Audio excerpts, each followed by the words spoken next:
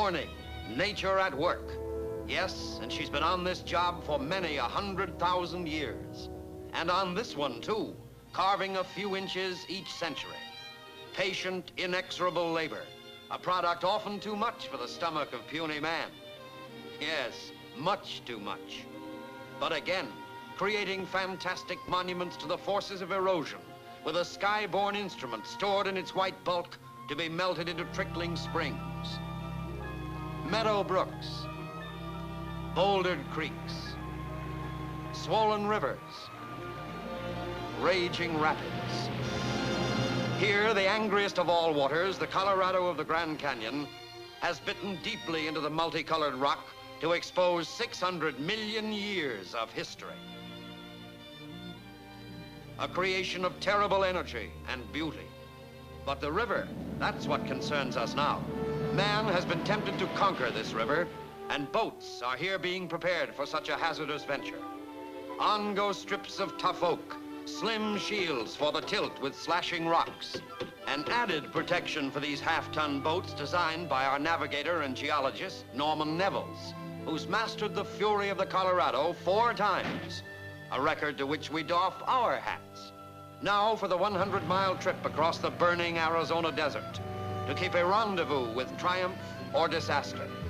Down to the world's roughest river in rowboats, 3 of them for this expedition, 9 men for a 19-day trip with food for only the barest necessity stored in watertight compartments. Compartments which must lend life-saving buoyancy against the suction of the rapids. Here it is, 350 of the most treacherous miles of the Colorado. From towering Arizona peaks of ever-changing hue, down the gorge to one of man's greatest creations, Nevada's Boulder Dam and its blue waters of Lake Mead. Our navigator leads off, and with company. Good for the eyes, but no help to the back on these long pulls between rapids. The current here is a lazy 4 to 6 miles an hour, but will speed up to 30 in making the numerous drops, churning the Colorado into muddy consistency of over 15% silt and sand.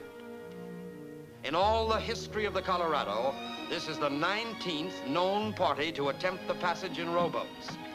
Each man has spent months of conditioning muscle and skin, acclimating himself to the rigors of Arizona's sun, wind, and rain.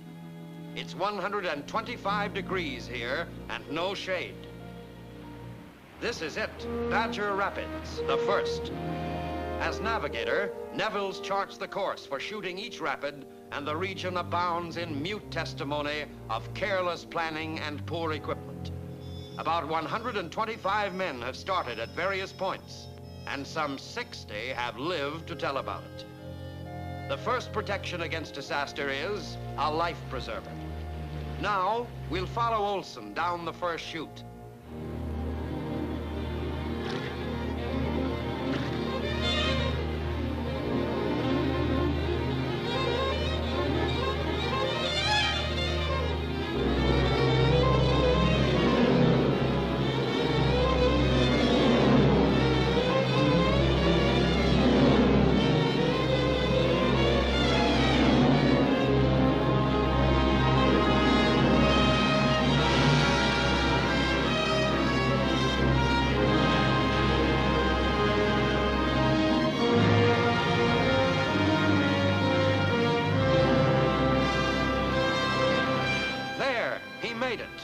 Fortunately, the first is not as tough as they will come.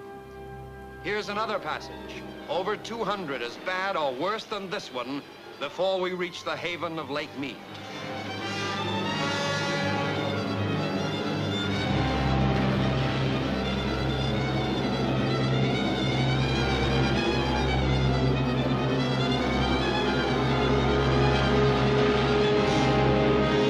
Keep those hands down. Wow, mud in his eye. Before and after each passage, the same routine with an occasional exploration. This one, a couple of 1,000 feet of perpendicular climb over a treacherous trail to the ancient site of the cliff dwellers. Yes, and over rock untouched by human feet probably for more than a century. The Pueblo Indians who lived in this type of home in this area date back about 1,000 years. And though intrepid warriors, these Indians seem to be the only ones who accorded the river its due respect. They never ventured upon it. It just wasn't done. But here we go again. It is being done, and by experts. Neville's has perfected this technique for running rapids. He's approaching a suction pocket broadside. He turns. And into it, stern first. There, he'd have capsized had he been broadside. Facing downstream, he can time the strokes of his oars to miss the rocks and more mountainous waves.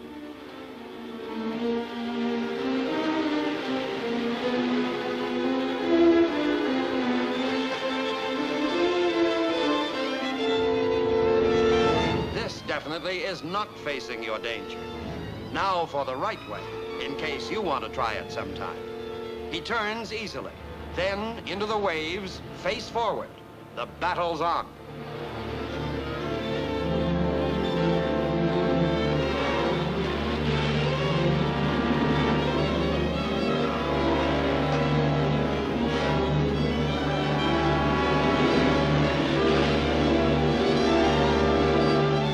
Only one portage was necessary, here at Hermit Falls. Excessive drop and gigantic boulders in the rocky channel produce falls and suction pockets which promise nothing but destruction for the boats and death to the men. So it's empty the boats, portage for equipment and food, and down the line for each skiff. A canyon which has been seen by few white men offered a startling contrast from the muddy Colorado. Blue, clear, sparkling water, a temptation not to be resisted. The animals of this canyon, having never seen a man or known his work, are more bored than interested. With water like this around, there should be a fisherman, and there is. Here, the unsuspecting trout are only too anxious to accommodate. Until the end of the trip, this is the last blue water our party will see, for it is swallowed immediately on entering the muddy Colorado. And we're off on the last and toughest part of the passage, Sheer Wall Rapids.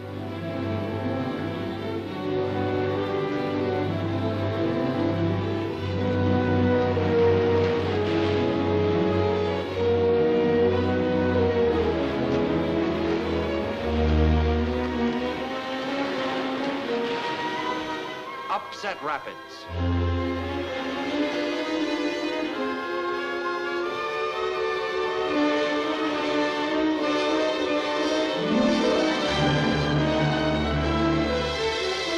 Fishtail.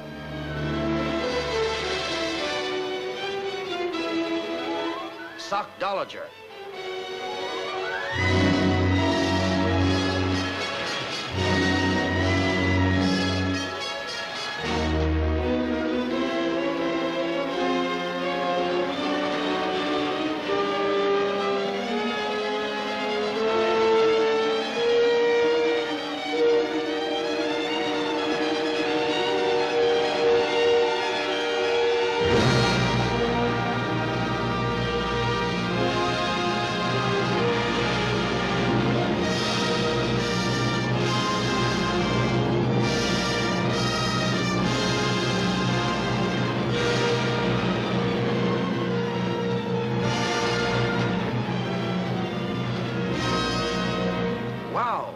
This is the last, Rapid 233.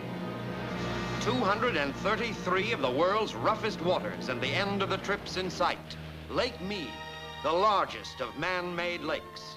The Colorado has been conquered, with this, the only comparable color film in existence to prove it. These men faced their danger and lived to record it.